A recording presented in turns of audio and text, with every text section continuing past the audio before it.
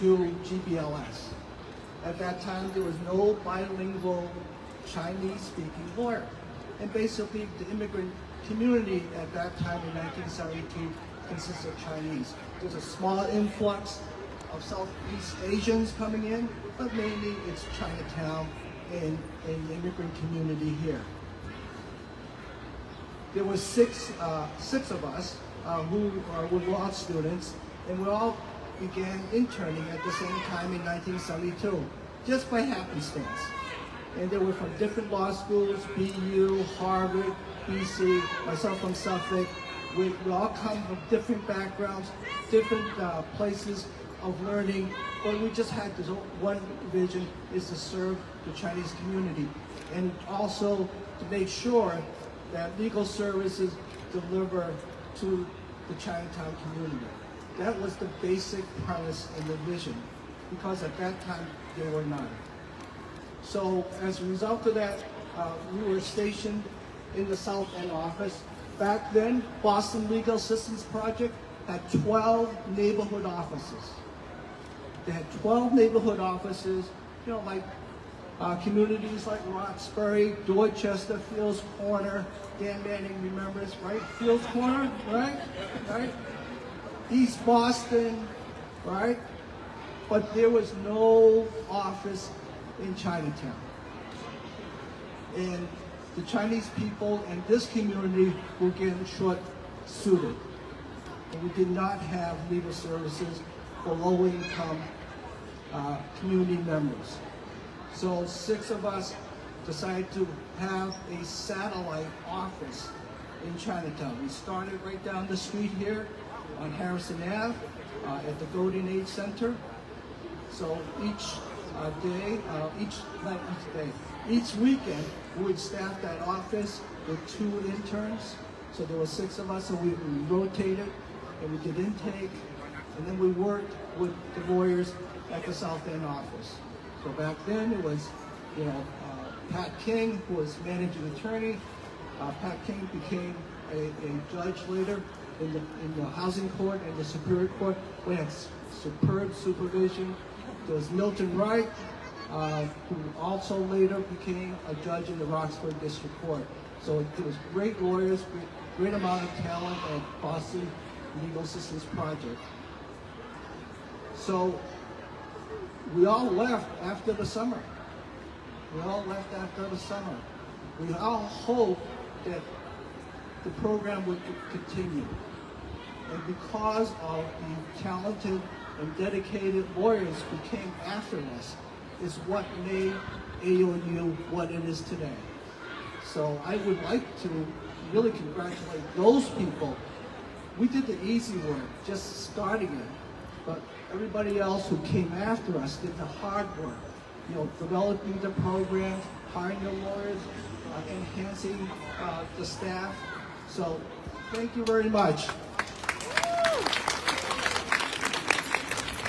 So as Bethany said, after 50 years, I'm a retired lawyer at this time. I came back, so I became an intern basically. So that's why everybody says I'm the oldest intern that AOU has had. It's really true, because I was supervised by Bethany. So what I have seen is that there are bilingual, bicultural attorneys within AOU.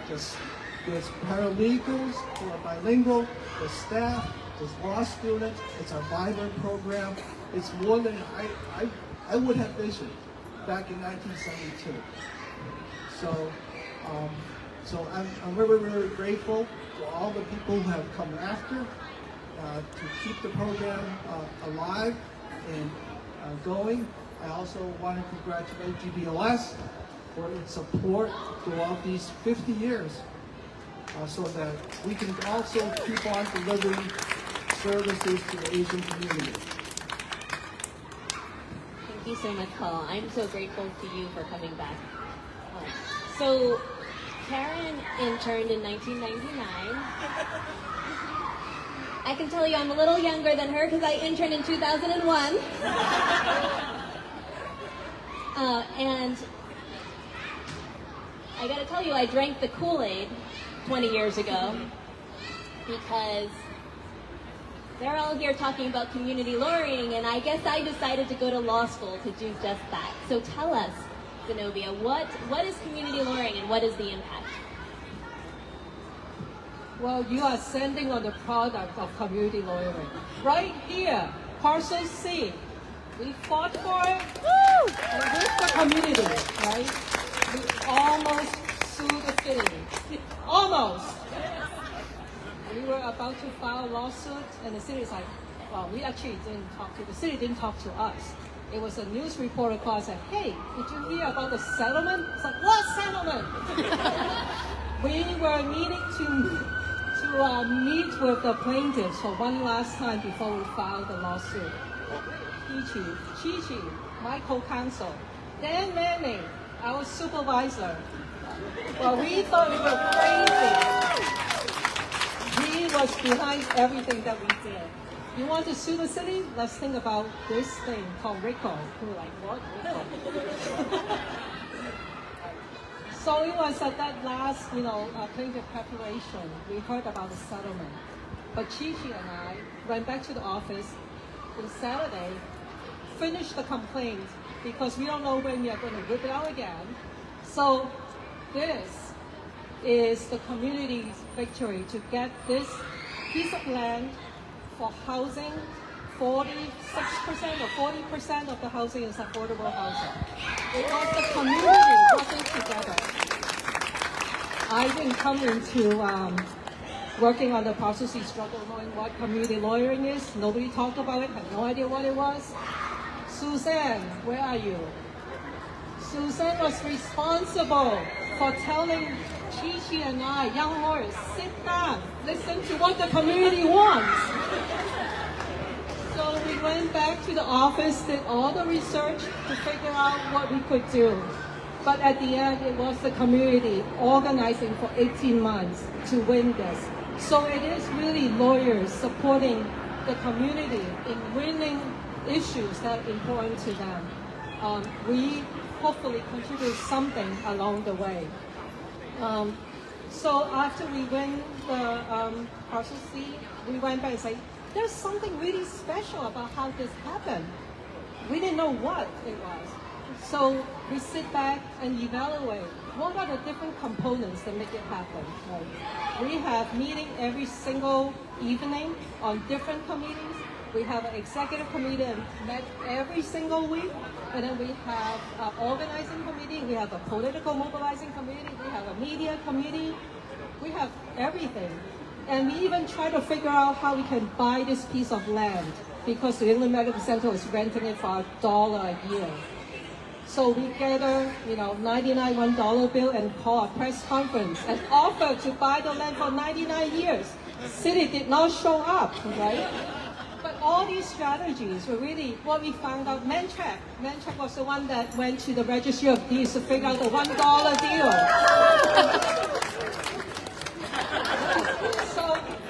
So what is community lawyering? So Chi and I were like barely 2 years out of law school.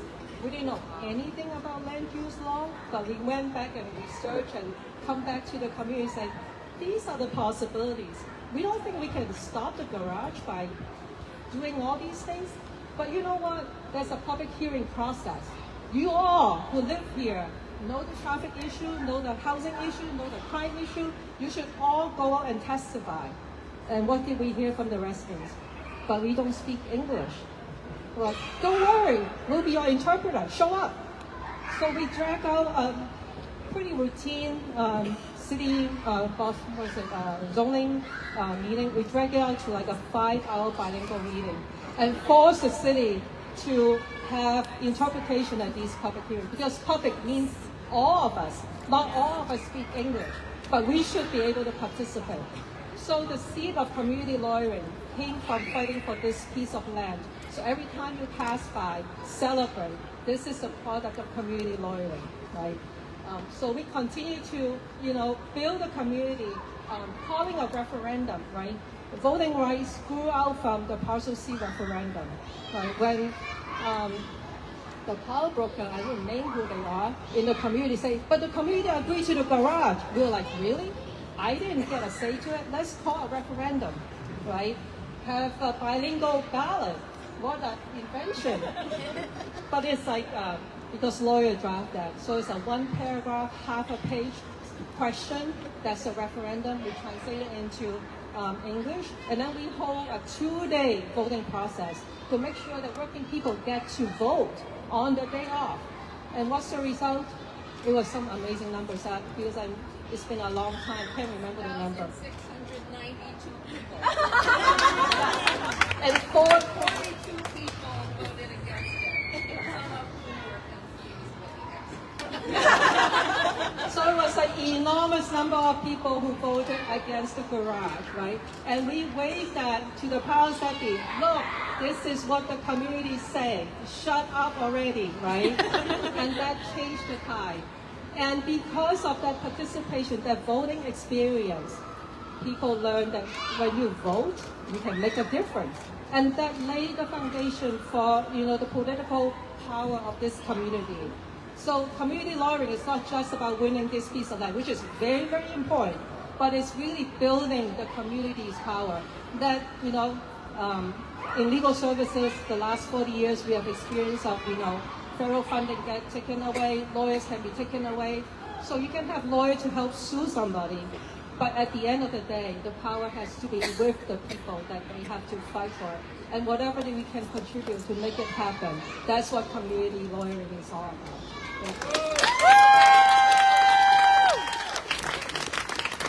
Thank you so much. So, T. Many of you have heard T's story. T is the first Cambodian American to come back after deportation to the East Coast. Those of you who know to support the Dow Fund know T's story. And I dragon dance, I own friends, and it's beginning. Oh, nice. So when I met T in the detention center, Daniel, his son, wasn't even born yet. His wife was pregnant with Daniel when T and I first met, and I'm not sure if you know this, T, but kind of similar to what Zenobia was just saying about community lawyering, I had no idea what I was doing when I walked into that detention center. But I knew that you and I were going to figure out how to keep you here together. So I'm curious to know how your life is going now. We were lucky enough to be able to get T back through community support and various cases with help from CPCS, the Public Defender's Office here. We were able to get him back just 2 months, a month or two right before the pandemic started. And it was such an incredible scene at the airport to be able to welcome you back and to be able to see you meet your son for the first time. Thank you for believing my case. That's very tall.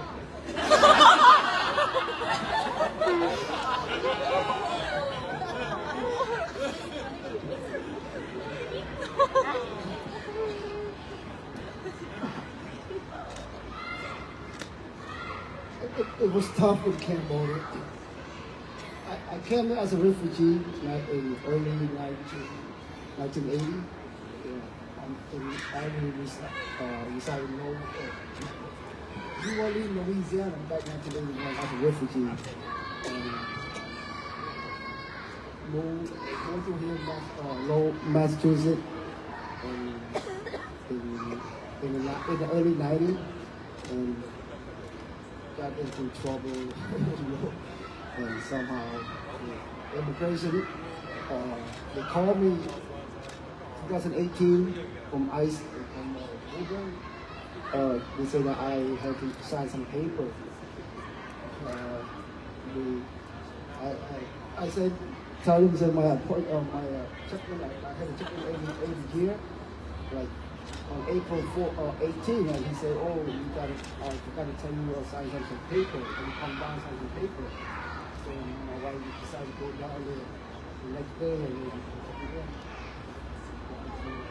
saw me.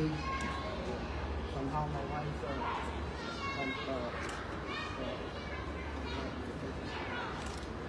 How's life now? I'm grateful just to see Daniel happy, be with him,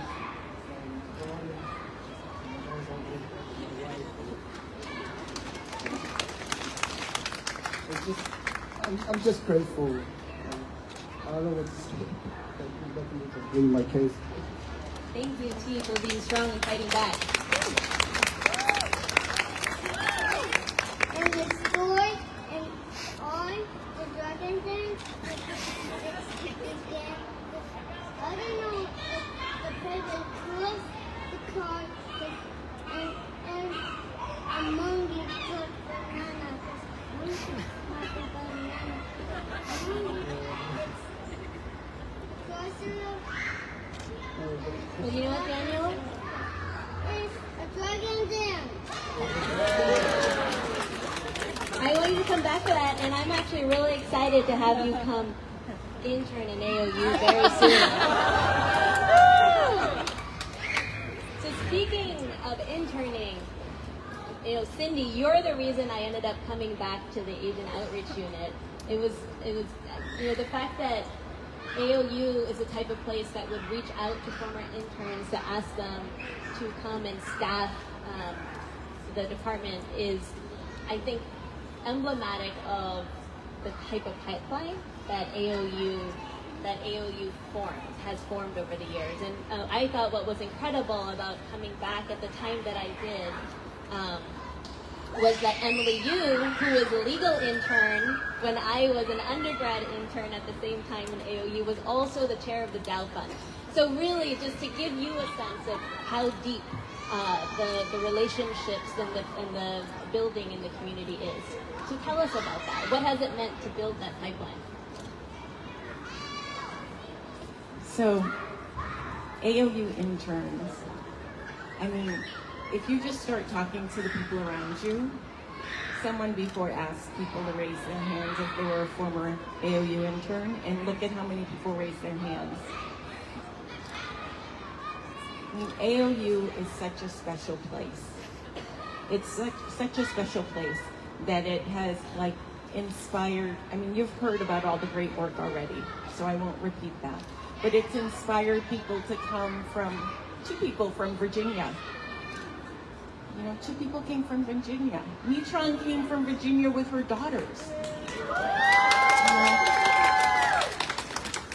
And Zenobia from Texas. And, founders. Paul Judgy was an intern. He was an intern.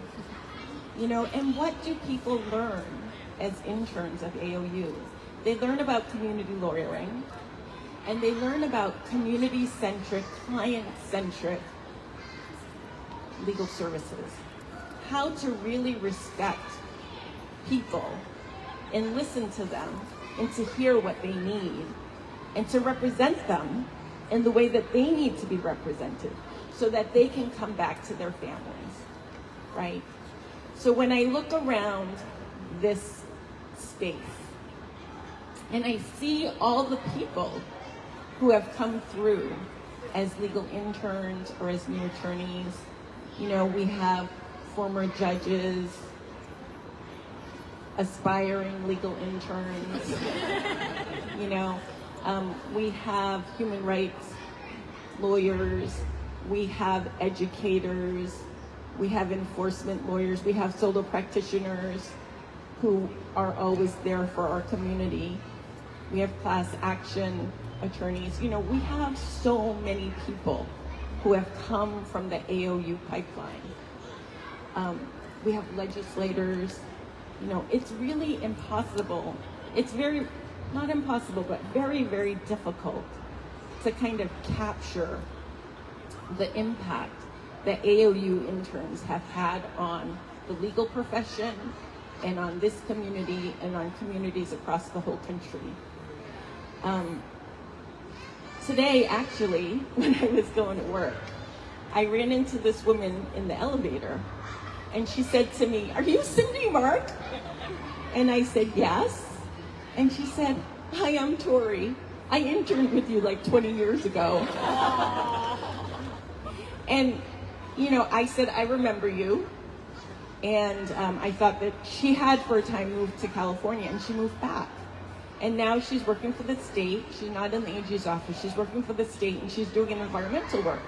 And she says, I'm doing environmental work. And sometimes I see Lydia Lowe on these Zoom calls. How did she get to know Lydia Lowe? Right? She got to know Lydia Lowe, who's with the Chinatown Land Trust, and who is doing environmental work now, from being connected with AOU. She, even though we haven't been, she did like a 3-month rotation probably, like a 3-month internship with AOU. But she learned the skills of, what it means to be community-centric, client-centric, and in her own way, a community lawyer. And so she thought that was really, significant to hear what Lydia Lowe thinks. Imagine all the AOU interns out in the world who are bringing this spirit of AOU to their work as judges, law enforcement, solo practitioners, human rights lawyers, educators, doctors, all of this. That's the impact of, the AOU internship program. Taking working class kids like Lizette and Karen, paying them through Dow Fund, grants so that they can afford to intern with GBLS. And, now they're grown up and we can partner with them. So that's the impact. Thank you. Thank you so much, AOU interns. Thank you so much. This I was waiting for this part of the program all week. So I'm so excited to have been up here with you all. Thank you so much for coming to speak, especially you, Daniel.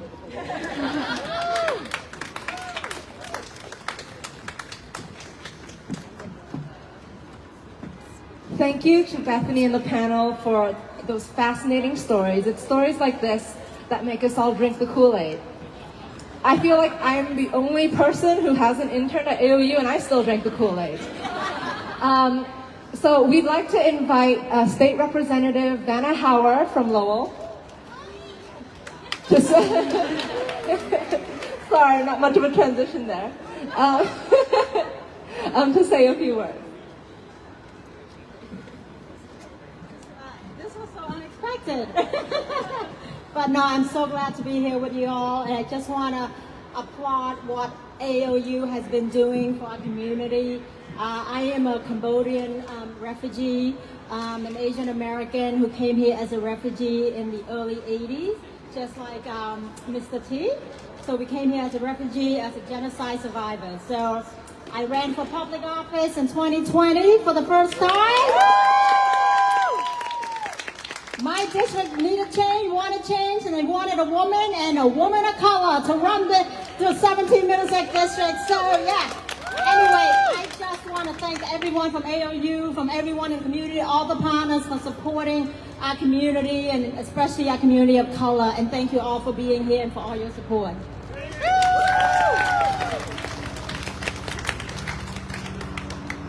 Thank you so much for your kind words.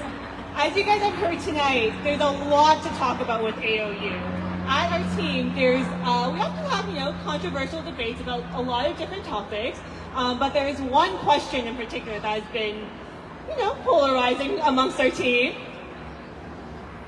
And we'd like your help in settling this in a democratic way.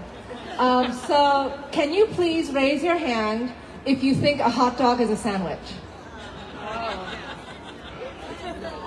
Oh, I feel like we have an answer that it is not. We were evenly split in the team, so I don't think this is evenly split though. This is a clear answer. Those of you who know in your heart that a hot dog is a sandwich, and want to share it with the team, please come find us after the program and bring us your arguments. Maybe the better question is, if you don't think it's a sandwich, you should raise your hand. There we go. This is hot dog exceptionalism. I think, as you guys, in all seriousness, there's a lot of people that have, brought us here to this moment today. As you guys heard, Janet will be our new director of AOU, but we also wouldn't have been here if it wasn't for Bethany, our previous leader of AOU. So we also have a token of appreciation for you. So please come up on stage.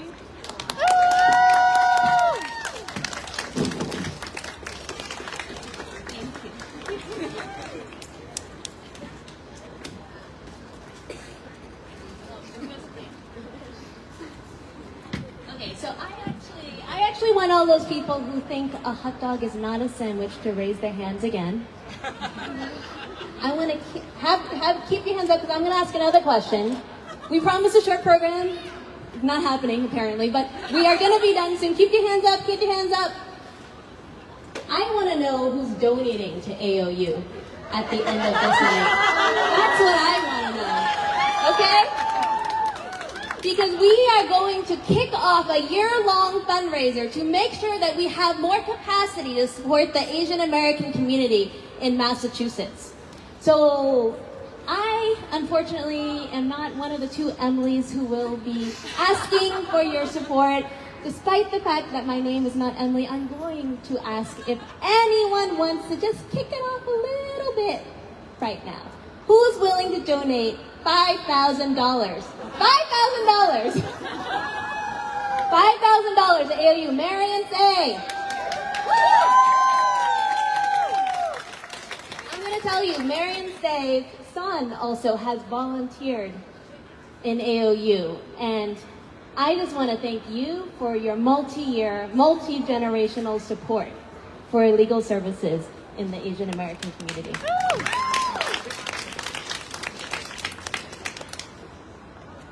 Okay, so I'm going to say a few things. I'm going to try not to cry. I just want to thank you so much for being here. When we were putting together the timeline for tonight, I really, really do hope you take the time to go and look at it. One of our former interns, Tao Ho, who's now at NYU Law, was putting together the design. And she said, upon finishing her awesome design, said, just reviewing the intern made me so, so proud to be part of AOU's history. And so I hope you all feel the same way after all that you've heard tonight. It's the history and the vision and the commitment that I think keeps all of us coming back. And I want to thank all of you who are here for creating, for building, for nurturing AOU so that someone like me, as well as so many of the advocates here tonight, get to be in this space in order to serve our community. Because I gotta tell you, Boston is a special place for the Asian American community. I say this, some of you have heard me say this. I say this all the time because it's true. The pipeline that you've heard about that's created in the Asian American community, that is not happening anywhere else in the country. It's incredibly unique from the professors, the educators, the community organizations, the lawyers, and these are lawyers all over the place, not just public interest lawyers, but also the firm attorneys that are making sure that our community is served. So we have that pipeline, but we also have this community that has been supportive of AOU from the very beginning, and 50 years later continues to be here. That is also so, so unique. The Asian American bar in other cities are not always at these types of events. And the relationship and the partnership that has been created between Alam and Dow Fund and AOU is so, so special. So I really thank you for being here tonight, for continuing to support the work that we do, and really allowing us the space to create and to really dream for what a better world can and should be. Because the past few years for the Asian American community has been so hard. It's been hard for everyone, but it's definitely been hard for the Asian American community. I came back to AOU, and I'm gonna ignore your minute, I'm sorry.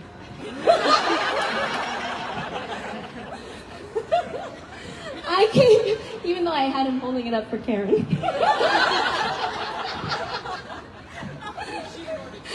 Exactly. I came back to AOU actually, and a couple months later, the Trump administration took office.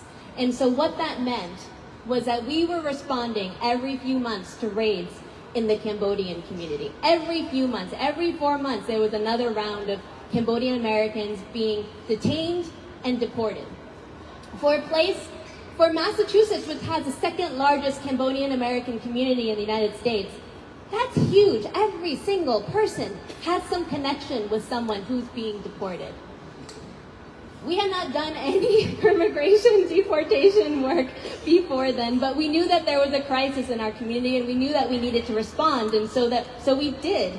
And we responded not just as attorneys, but really in collaboration with community organizers, with Asian American Resource Workshop, with community organizers in Lowell who started organizing in the early 2000s when Cambodians started being deported at the very beginning.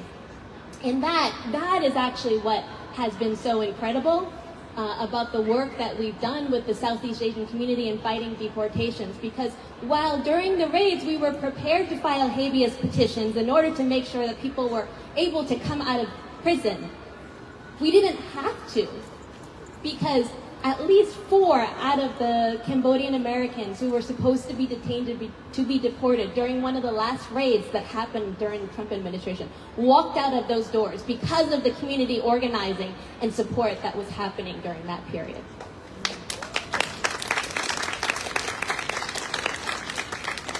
So I said the past few years, it's been crisis after crisis after crisis.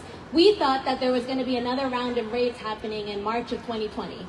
We know what now happened in March of 2020. Everyone was sent back to work from home.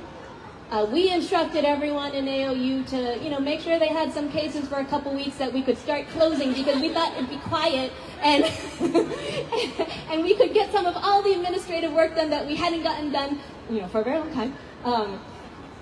We thought we could get that done in that, in that lockdown period. A few days in, CPA calls us and says, you know what is happening? Actually, none of the workers and the members that we work with are getting access to unemployment insurance because all of that is in English. Everything that's happening online is in English, and our communities can't access it. So to me, in terms of the community lawyering work that we've done, that was one of the kind of quickest pivots that I had seen in turning our entire team, hundreds of volunteers and interns, into UI processing agents for the next 4 to 5 months. And not only that, it also shows the significance of and importance of why AOU is situated within GBLS, because CPA's close relationship with us, we were able to also work with the employment unit, which also pivoted its entire operation and in order to make sure that not just the Asian American community, but also other communities of color who have language barriers are also able to access unemployment insurance. Okay, what's my next crisis? I'm almost there.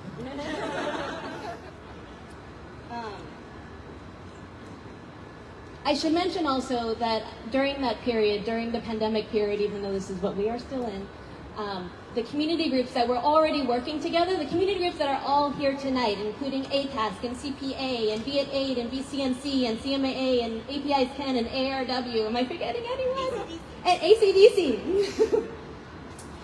All of these groups were already working together, and during that period, what we did was we made sure that the undocumented population that wasn't otherwise getting unemployment insurance was also protected, and we raised hundreds of thousands of dollars during these months to go directly to undocumented Asian immigrants.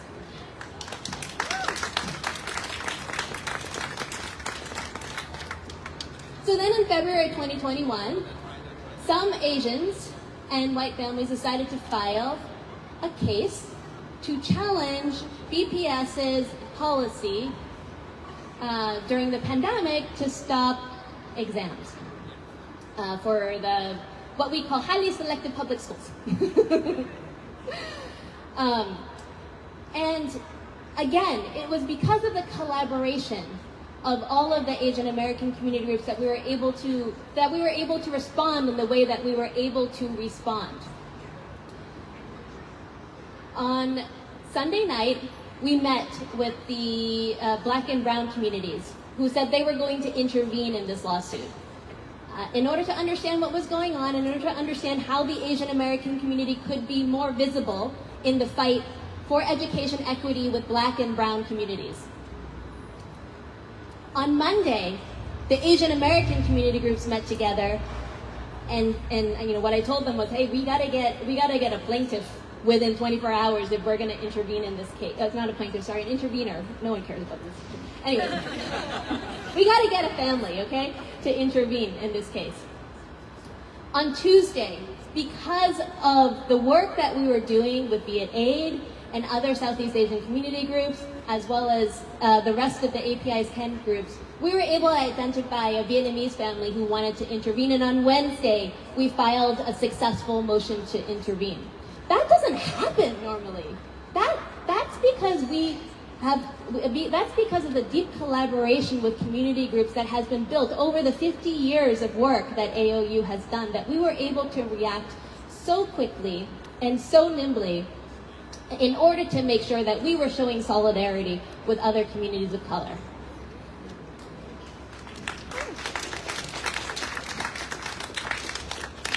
I should also say, similar to Zenobia's experience, wherever Suzanne is, we immediately had to jump into that case because Suzanne told us to.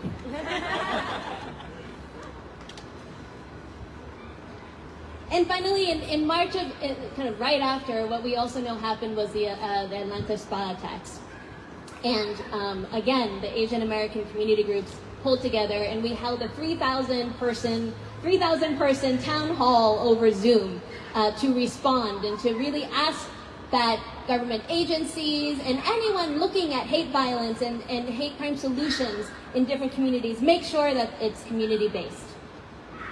And through all of these crises, AOU continued its intake. In fact, we actually increased our services, we increased the number of interns, and all with the same number of staff. Massachusetts work, all the work that I've detailed just now, is so interrelated to work that is crucial to Asian American communities in the national sphere. And in my new role at ALDEF, I'm so excited to be able to continue the collaboration with AOU. ALDEF has worked extensively in Massachusetts, representing students in school disciplinary hearings, representing Southeast Asians, fighting deportations, and doing exit polling to make sure that voters' rights are protected. This collaboration will really give ALDEF an opportunity to strengthen and deepen our relationships in Massachusetts, and it really make sure that the work that we're doing here in Massachusetts, that AOU has been at the forefront of, along with all of the different community organizations, is highlighted on the national level. Our recent win in Malden, making sure that the language access rights of voters was protected, is incredibly emblematic of the power of that collaboration.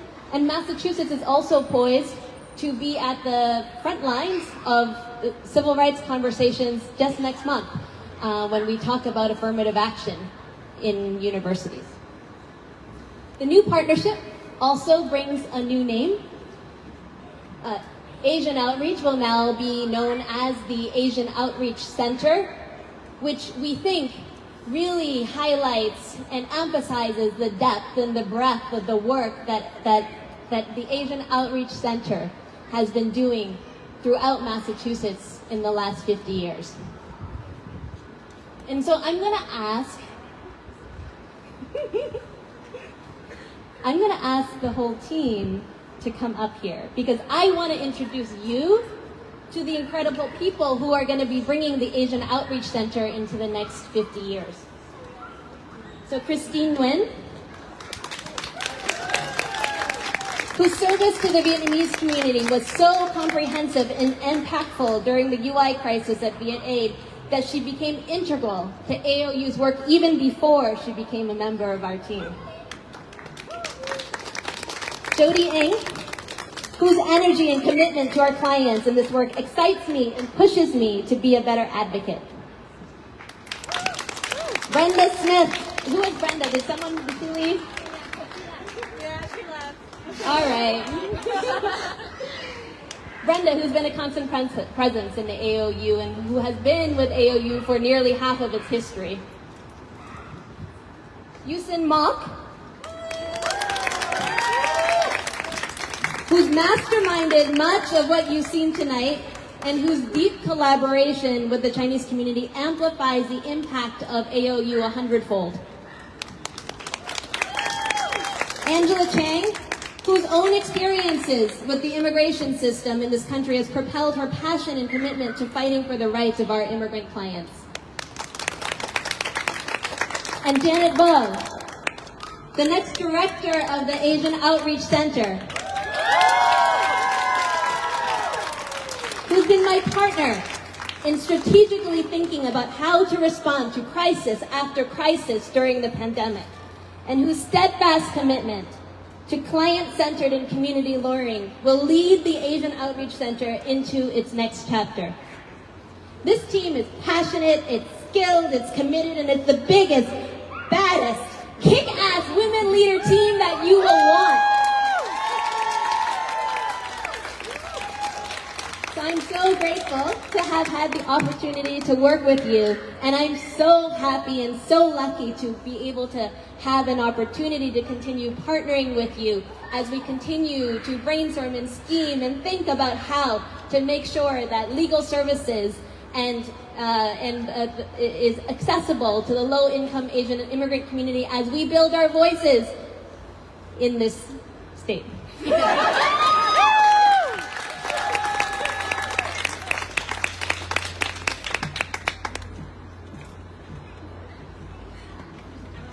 I'm only going to take a few minutes.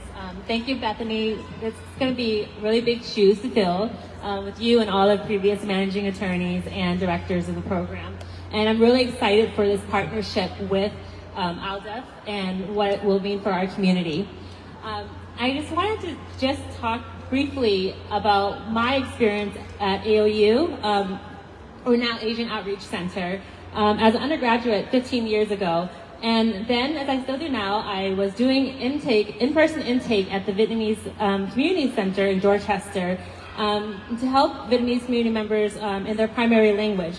And it was the first time that I realized myself the depth and range of issues that impact the Boston Asian American community, and realized that I could use my skills in education to empower others. And when I returned to Asian Outreach and to GBLS as a staff attorney 3 years ago, I also grew to learn firsthand just the power of movement lawyering and our community's resilience, and just the strength in building, the community's strength in building their own power. And I'm really excited to lead with the principle of community lawyering with this team and the foundation that Bethany and everyone before me had set. And I'm really grateful for this experiences and just being now here as the new director of Asian Outreach Center. And this new chapter as a center comes from decades of growth and expansion in both the legal work and movement building within Greater Boston's Asian American community. We remain as committed as ever in being the centralized bridge for legal services and resources for low-income immigrant Asian American household and the community-based organizations that have been serving them. And I think as we come together today to just celebrate this very momentous occasion and the victories that we achieve for our clients and the community, we must also recognize that there's just so much continued work to do to dismantle the unjust systems and advance equity for all. And the needs of our community continue to shift and expand, and we must respond to action. And this must be done in solidarity with other communities of color too, and with our community-based partners. And in the coming years, we hope to work with our community partners to build capacity and expand our impact locally and nationally to address the community's emerging needs. from developing community-based solutions in the fight against anti-Asian violence to improving sustainability in the nail salon industry through legislative advocacy. And we also aspire to increase access to legal services for vulnerable low-income small businesses and advance equity in education for students and families. And we'll continue the work that we're already doing to fight displacement in Chinatown and Dorchester, protect voters' rights, defend the rights of immigrants. So it's a lot of work that we have planned ahead over the next few years. And none of this work would be possible without the support that we've had from funders, allies, community partners, and of course our dedicated team of volunteers, interns, and former staff over the last 5 decades. And I just want to again thank you all for just being here tonight to celebrate our 50th anniversary and for helping to continue the legacy of building power in the Asian American community in Greater Boston. Thank you.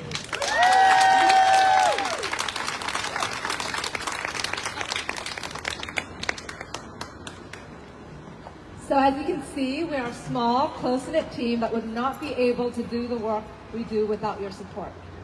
Now we'll hand it over to Emily Yu and Emily C. Emily Yu is a member of the Dow Fund Board, a former intern, and a longtime supporter of now the Asian Outreach Center. Emily C. is a board member of GBLS and a president of ALAN. Thank you so much, Christine, and hi everyone. For those who don't know me, I am Emily Yu, and I'm here with the other Emily, Emily C. Thank you, Emily. So there's a lot that we have in common.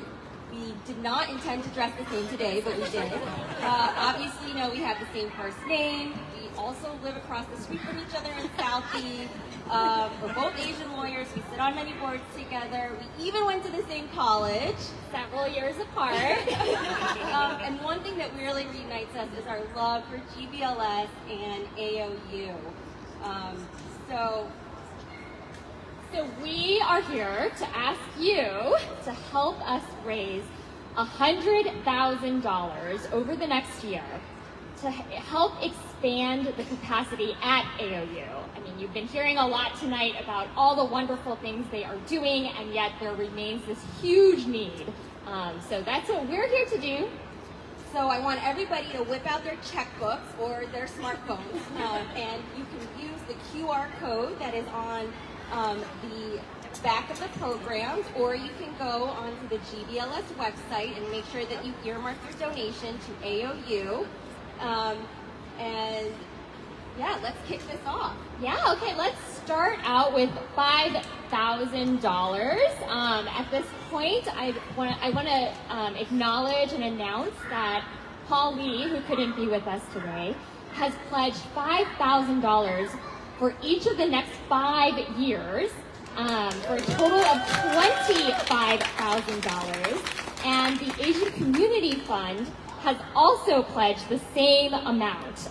So we're off to a really, really great start. Thank you to Paul and to the ACF. So let's see what we can do here in this courtyard today. To kick things off, I'm pledging $5,000 to support. Anyone else?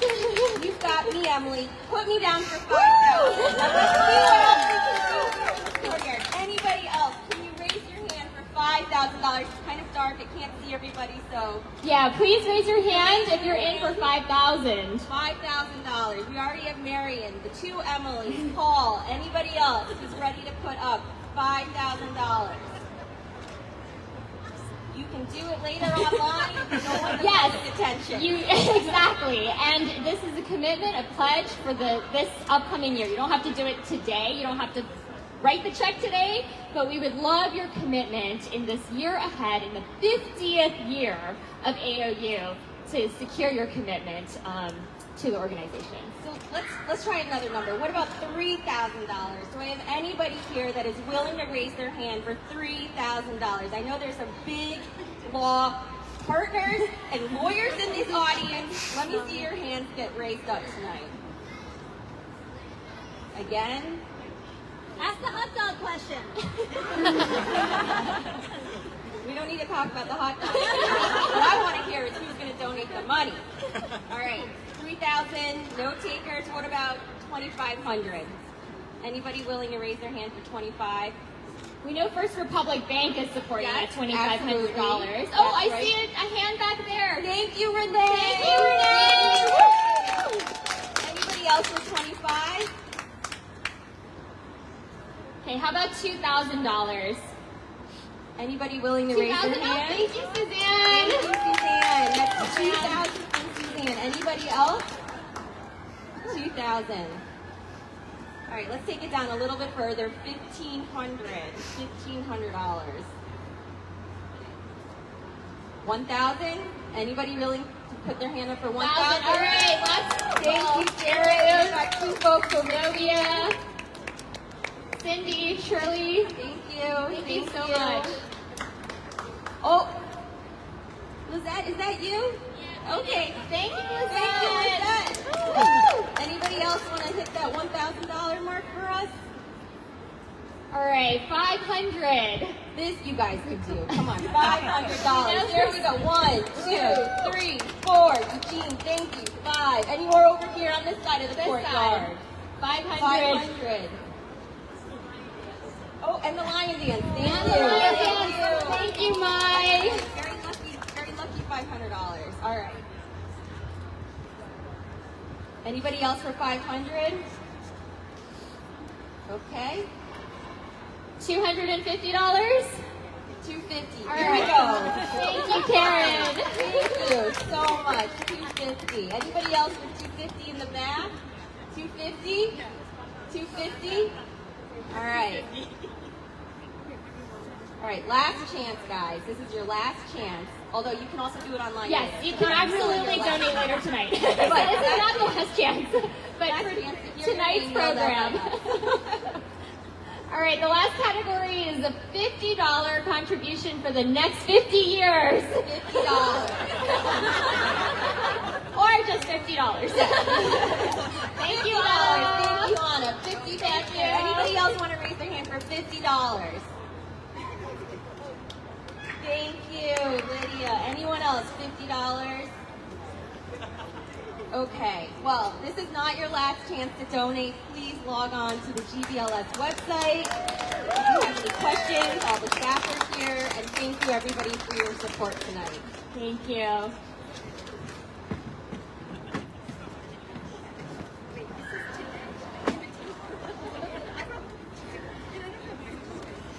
Thank you so much to everyone who committed to pledge. This work really is not possible without you guys. If you guys haven't already, please take this time to mingle, get some food, get some cake inside, look at the timeline, learn more about AOU, and in just a few minutes, we'll announce the winners of the raffle. So enjoy.